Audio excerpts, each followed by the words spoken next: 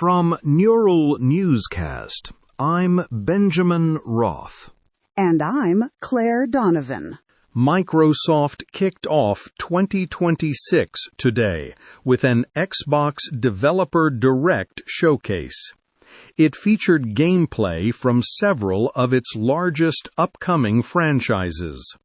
The presentation highlighted the return of Fable and a new installment of Forza Horizon set in Japan. These titles represent a massive investment in world building and narrative depth, as Xbox celebrates its 25th anniversary. While the technical achievements are certainly impressive, the strategy behind these releases signals a much broader shift in the console landscape. The labor required for projects of this scale is equally substantial. Playground Games expanded its team specifically to handle the Fable reboot while simultaneously developing Forza Horizon 6.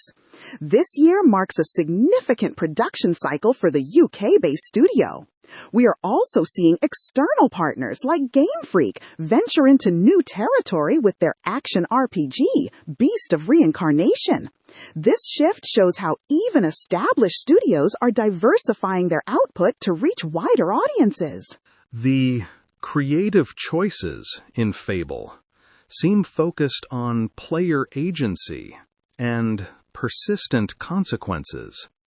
Developers revealed a reputation system where 1,000 voiced NPCs react to player decisions in real time. This level of simulation raises interesting questions about the ethical frameworks we design for digital societies. When every interaction carries weight, the game becomes less about traditional combat and more about social responsibility within a virtual Albion. That social weight extends to how players access these games. Several titles previously exclusive to the Microsoft ecosystem are now scheduled for release on PlayStation 5 and PC. This cross-platform approach affects how development contracts are structured and how labor is allocated across different hardware optimizations.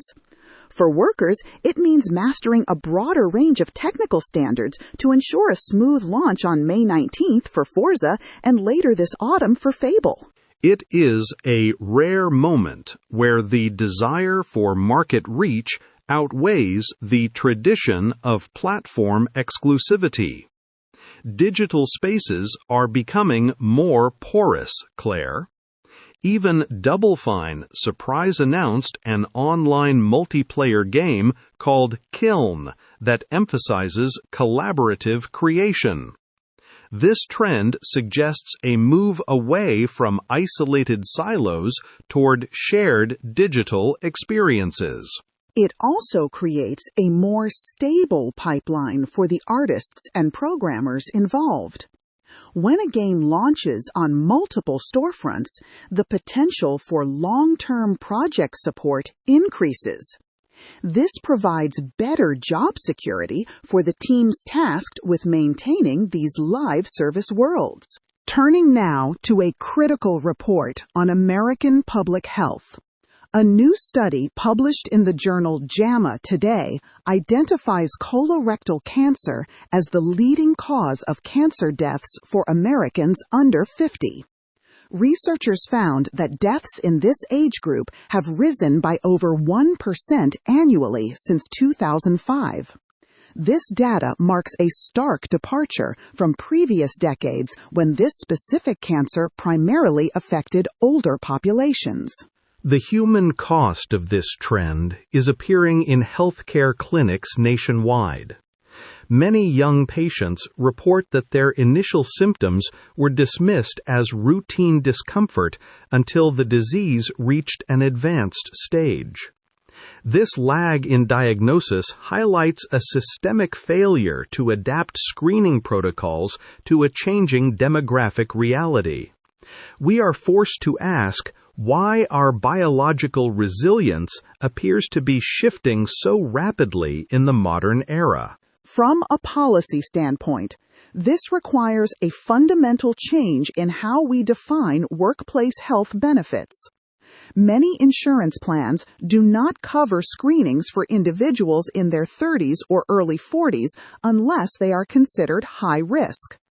If the deadliest cancer for young workers is one that is highly treatable when caught early, our current employment-based health models are essentially operating on outdated information. We need a more proactive approach to worker wellness that accounts for these rising rates. It is a reminder that while we celebrate technological progress in areas like entertainment, our most basic biological data still requires urgent attention. The JAMA study serves as a necessary call for both medical and societal recalibration. We must ensure that our healthcare infrastructure is as innovative as the digital worlds we build. I'm Benjamin Roth. And I'm Claire Donovan. Thank you for listening. Neural Newscast is AI-assisted, human-reviewed. View our AI transparency policy at neuralnewscast.com.